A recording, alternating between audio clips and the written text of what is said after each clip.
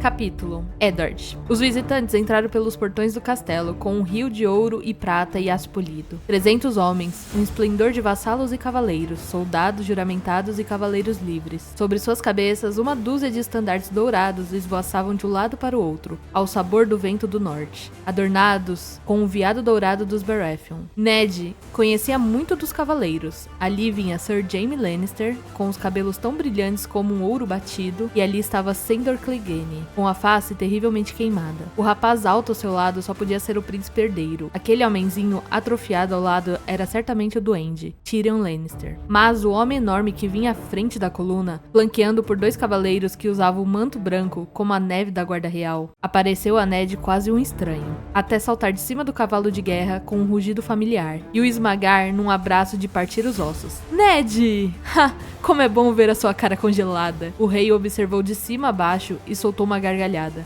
Não mudou nem um pouco. Ned gostaria de poder dizer o mesmo. 15 anos antes, quando tinham cavalgado juntos para conquistar o trono, o Senhor da Ponta Tempestade era um homem sem barba, de olhos claros e musculoso, como um sonho de donzela. Com aqueles 2 metros de altura, erguia-se acima dos outros homens, e quando punha a armadura e o grande capacete provido de chifres da sua casa, transformava-se num autêntico gigante. Também tinha a força de um gigante, e sua arma predileta era um martelo de batalha com a ponta afiada que Ned quase não conseguia erguer do chão. Naquela época, o cheiro do couro e do sangue aderira à sua pele como perfume. Agora era perfume mesmo que aderia à sua pele, e ele tinha uma largura que se equiparava à altura. Ned vira o rei pela última vez 9 anos antes, durante a rebelião de Baelor Greyjoy, quando o Viado e o Lobo Gigante tinham se juntado para acabar com as pretensões do autoproclamado Rei das Ilhas de Ferro. Desde a noite que tiveram lado a lado no quartel-general, derrotado de Greyjoy, quando Robert aceitara a rendição do Senhor Rebelde e Ned tomara seu filho Theon como refém e protegido, o rei ganhara pelo menos 50 quilos. Uma barba tão grosseira e negra como um fio de ferro cobria-lhe a face, escondendo o duplo queixo e a flacidez das reais bochechas. Mas nada conseguia esconder seu estômago ou os círculos escuros sobre os olhos. Mas Robert era agora o rei de Ned, e não apenas um amigo. Portanto, limitou-se a dizer: Vossa Graça, o Winterfell é seu. A essa altura, os outros já desmontavam, e moços de estrebeiras corriam para lhe recolher as montarias. A rainha de Robert, Cersei Lannister, entrou a pé com seus filhos mais novos. A caravana em que tinha viajado, uma enorme carruagem de 2 pisos feita de carvalho untado e mel dourado, puxado por 40 cavalos de tração pesada, era larga demais para passar pelo portão do castelo. Ned ajoelhou-se na neve a fim de beijar o anel da rainha, quando Robert abraçou Catelyn como uma irmã muito perdida. Depois, as crianças foram trazidas, apresentadas e aprovadas por ambas as partes. Assim que aquelas formidades de saudações se completaram, o rei disse ao anfitrião: Leve-me à sua cripta, Eddard.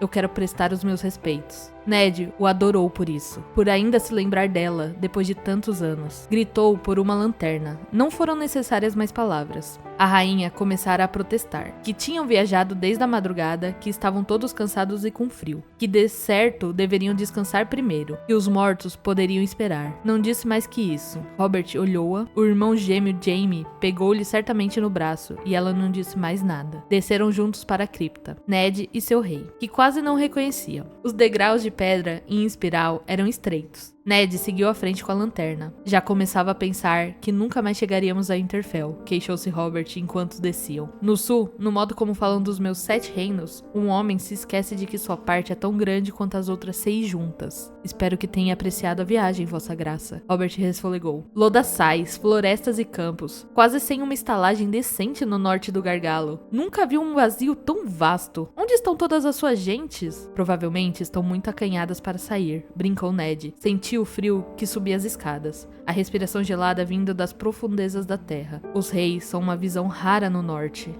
Robert resfolegou. O mais certo é que estivessem escondidos debaixo da neve. Neve, Ned. O rei pôs a mão na parede para se manter firme enquanto descia. As neves do fim do verão são bastante comuns, disse Ned. Espero que não tenham causado problemas. São geralmente suaves. Que os outros carreguem as suas neves suaves, praguejou Robert. Como será este lugar no inverno? Estremeço só de pensar. Os invernos são duros, admitiu Ned. Mas os Starks os suportarão. Sempre os suportamos. Tem que vir até o sul, disse Robert. Precisa experimentar o verão antes que ele fuja. Em Jardim de Cima, há campos de rosas douradas que se estendem até perder a vista. Os frutos estão tão maduros que explodem na boca. Melões, pêssegos, ameixa de fogo. Nunca saboreou tanta doçura. Verá, eu trouxe alguns. Mesmo em Ponta Tempestade, com aquele bom vento da Bahia, os dias são tão quentes que quase não conseguimos nos mexer. E precisa ver as vilas, Ned. Flores por toda parte, os mercados arrebentaram de comida. Os vinhos estivais tão bons e baratos, podemos nos embebedar só de respirar o ar. Toda a gente é gorda, bêbada e rica. Soltou uma gargalhada e deu uma palmada no amplo estômago. E as moças, Ned? Exclamou com os olhos faiscando. Juro, as mulheres perdem toda a modéstia no calor. Nadam nuas no rio, mesmo por baixo do castelo. Até suas ruas faz calor demais para se usar lã ou peles. E elas andam por aí com aqueles vestidos curtos de seda. Se tiverem prata ou algodão, se não tiverem, mas é tudo igual. Quando começam a usar o tecido, lhe adere a pele. É como se andassem nuas. O rei riu feliz. Robert Baratheon sempre foi um homem de enormes apetites.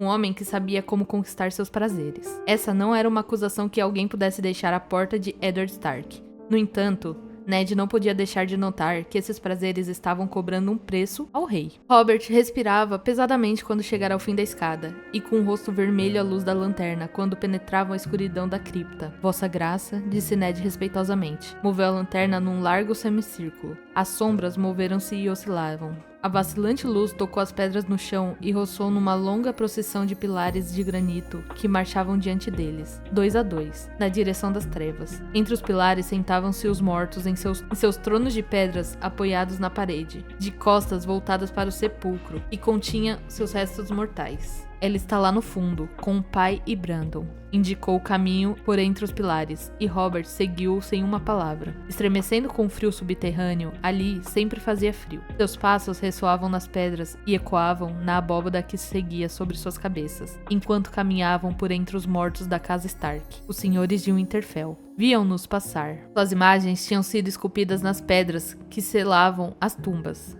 Sentavam-se em enormes fileiras, olhos cegos virados para a escuridão eterna, enquanto grandes lobos gigantes de pedra se aninhavam junto a seus pés. As sombras, móveis, faziam com que as figuras de pedra parecessem se mover quando os vivos passavam por elas. Seguindo um costume antigo, uma espada de ferro tinha sido colocada sobre o colo de todos que tinham sido senhores de Winterfell, a fim de manter o espírito vingativo em suas criptas. A mais antiga já havia muito enferrujada até a inexistência, deixando apenas algumas manchas vermelhas onde o metal tocara a pedra. Ned perguntou a si mesmo se isso significava que aqueles espíritos estavam agora livres para passear pelo castelo. Esperava que não. Os primeiros senhores de Winterfell tinham sido homens tão duros como a terra que governavam. Nos séculos anteriores, a vida do Senhor dos Dragões, e do outro, do lado do mar, não tinha jurado fidelidade a ninguém, fazendo tratar-se como reis do norte. Ned parou, finalmente, e ergueu a lanterna. A cripta continuava à sua frente, mergulhando na escuridão, mas para lá daquele ponto das tumbas estava vazio e por selar. Buracos negros à espera de seus mortos, à espera dele e de seus filhos. Ned não gostava de pensar naquilo. Aqui, disse ele ao seu rei. Robert acenou em silêncio, ajoelhou-se e inclinou a cabeça. Havia 3 tumbas, dispostas lado a lado. Lord Rickard Stark, o pai de Ned, tinha um rosto longo e austero. O esculpidor conhecera-o bem. Estava sentado com uma calma digna, com os dedos de pedra agarrando com força a espada que trazia no colo. Mas em vida, todas as espadas lhe tinham falhado. Em 2 sepulcros menores, de ambos os lados estavam seus filhos. Brandon morrera com 20 anos, estrangulado por ordem do rei louco Aerys Targaryen, poucos dias antes de se casar com Catelyn Tully de Corre Hill. O pai fora obrigado a vê-lo morrer. Era ele o verdadeiro herdeiro, o mais velho, nascido para governar. Lyanna tinha quase 17 anos, uma menina mulher de inigualáveis encantos. Ned amara de todo o coração. Robert a amara ainda mais. Ela estava destinada a ser sua noiva. Era mais bela que isso, disse o rei após um silêncio. Seus olhos demoravam-se no rosto de Lyanna, como se pudesse trazê-la de volta à vida com sua força de vontade. Por fim, ergueu-se com peso a torná-lo desajeitado. Ah, maldição, Ned. Tinha de enterrá-la num lugar como este? Sua voz estava enlouquecida com a lembrança do desgosto. Ela merecia mais que trevas. Ela era uma Stark de Winterfell, disse Ned calmamente. Este é seu lugar. Podia estar em um lugar numa colina, sobre as árvores frutíferas, com o sol e as nuvens acima dela e a chuva para lavá-la. Eu estava com ela quando morreu,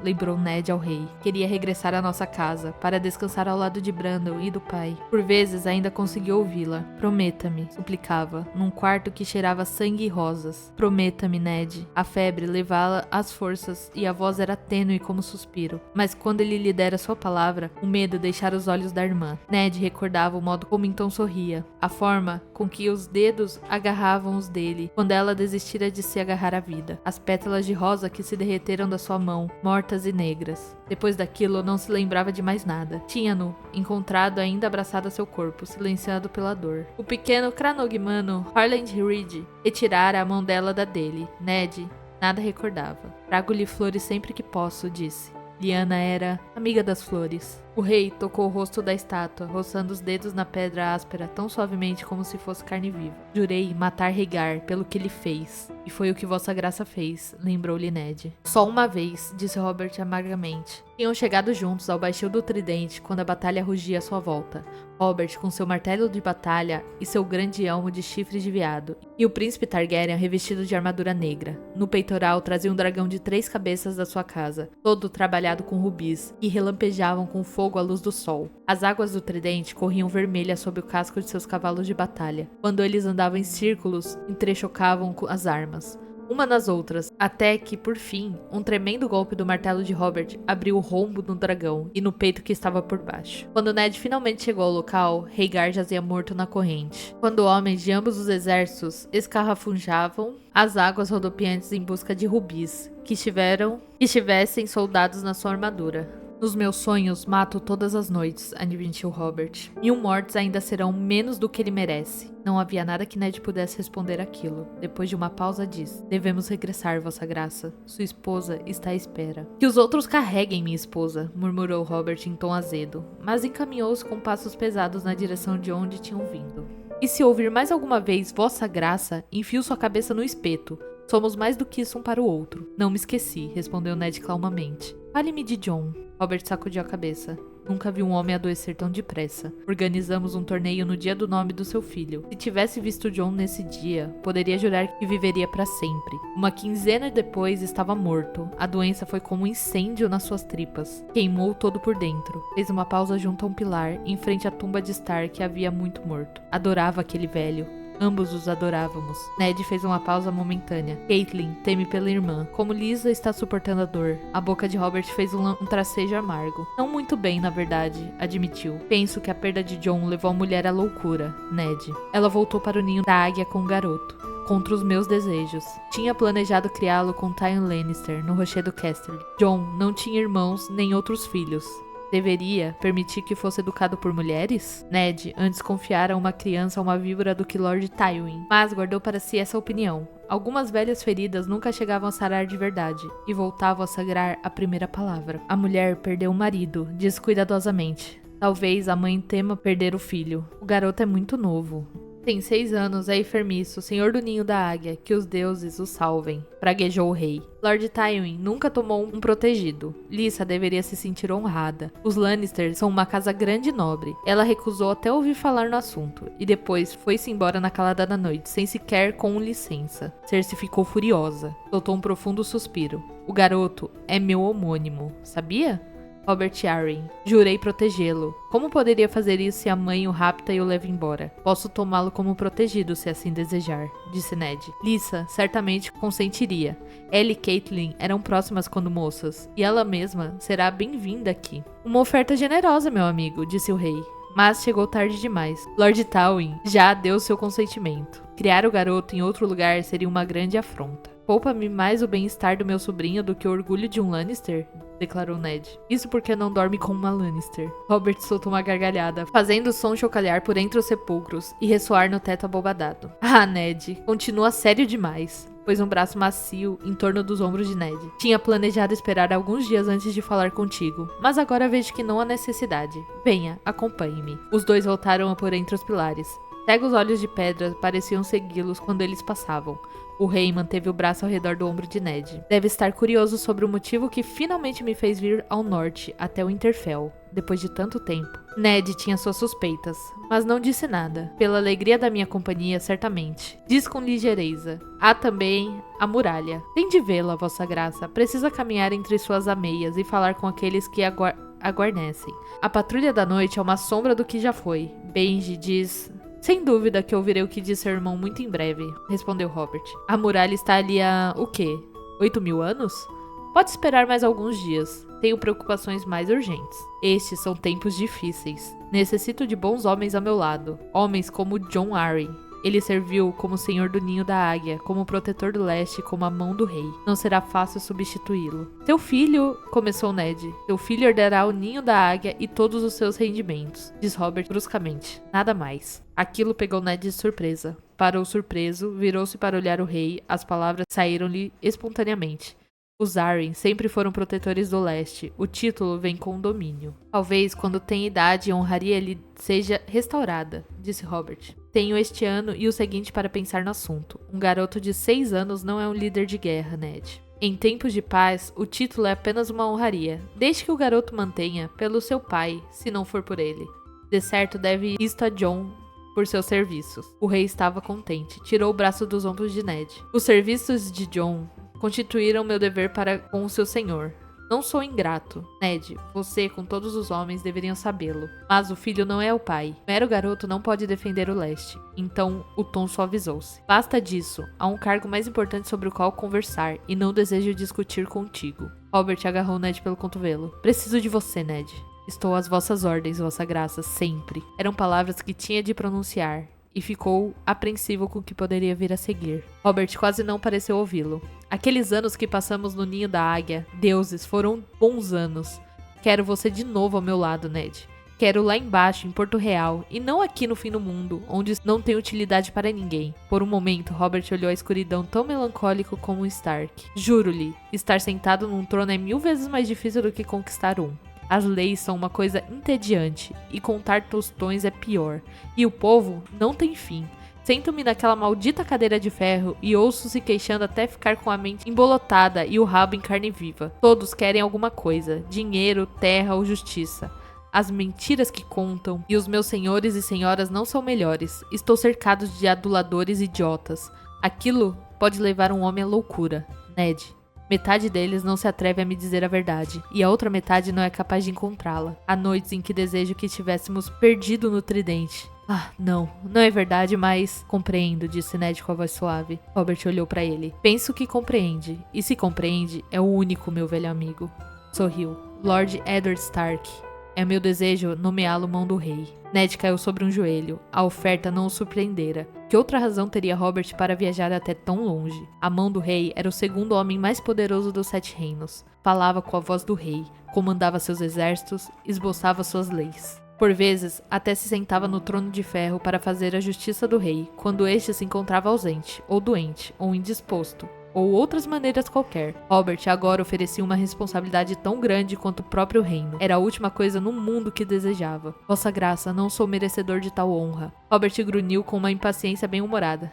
Se quiser honrá-lo, deixaria que se aposentasse? Planejo fazê-lo gerir o reino e lutar as guerras enquanto eu como, bebo e fornico a caminho de uma cova antecipada. Deu uma palmada no estômago e abriu um sorriso. Conheço aquele ditado sobre o rei e a sua mão? Ned conhecia o ditado. Aquilo que o rei sonha, a mão constrói. Uma vez dormi com uma peixeira, que me diz que os de baixo nascimento têm uma versão mais refinada. O rei come, disse eles, e a mão recolhe a merda. Jogou a cabeça para trás e rebentou numa sonora gargalhada. Os ecos ressoaram pela escuridão. E ao seu redor os mortos de Winterfell pareceram observar, com olhos frios e desaprovadores. Por fim, o riso diminuiu e cessou. Ned continuava sobre o joelho, sem alegria nos olhos. Que diabos, Ned? Queixou-se o rei. Podia ao menos brindar-me com um sorriso. Dizem que fica tão frio por aqui no inverno que as gargalhadas dos homens congelam com suas gargantas e os sufocam até a morte, disse Ned num tom monocórdio. Talvez seja por isso que os Starks possuam tão pouco humor. Venha comigo para o sul e ensinarei de novo a rir. Ajudou-me a ganhar este maldito trono. Agora ajude-me a mantê-lo. Estamos destinados a governar juntos. Se Lyanna tivesse sobrevivido, teríamos sido irmãos. ligado pelo afeto e também pelo sangue. Pois bem, não é tarde demais. Eu tenho um filho, você tem uma filha. Meu Joff e sua Sansa unirão as nossas casas. Como Lyanna e eu poderíamos ser feito em tempos. Aquela oferta surpreendeu. Sansa tem apenas 11 anos. Robert fez um gesto impaciente com a mão. Tem idade suficiente para ficar prometida. O casamento pode esperar alguns anos. Ele sorriu.